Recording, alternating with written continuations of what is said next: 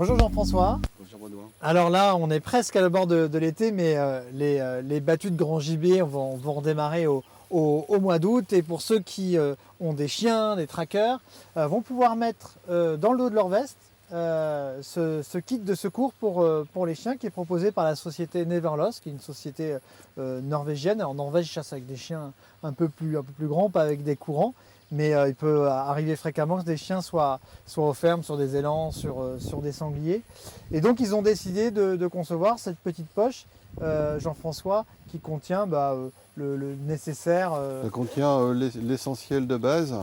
Il y a des straps, du sérum phi, des compresses. Après, la pochette, elle est pratique, on peut y ajouter d'autres choses.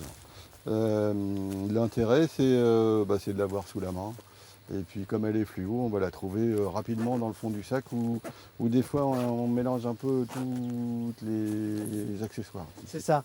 Et pour l'avoir testé également sur un autre modèle, ce qui est intéressant aussi, c'est que si jamais vous avez quelqu'un à la chasse, une personne qui se blesse, vous avez aussi un peu de nécessaire qui vont pouvoir être utile pour le chien, mais qui peut être aussi utile pour une personne qui a une plaie ou ce genre de choses.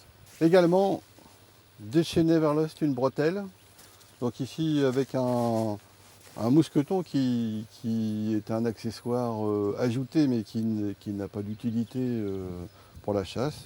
Donc la bretelle, elle est très fluo, son argument. Elle est faite de tresses de corps de nylon. Ça lui donne du confort, ça lui donne un petit peu de souplesse. C'est pas prévu pour faire un matériel de premier secours, hein. Tout est cousu. Et puis elle est réglable des deux côtés, c'est pareil en tresse nylon très costaud.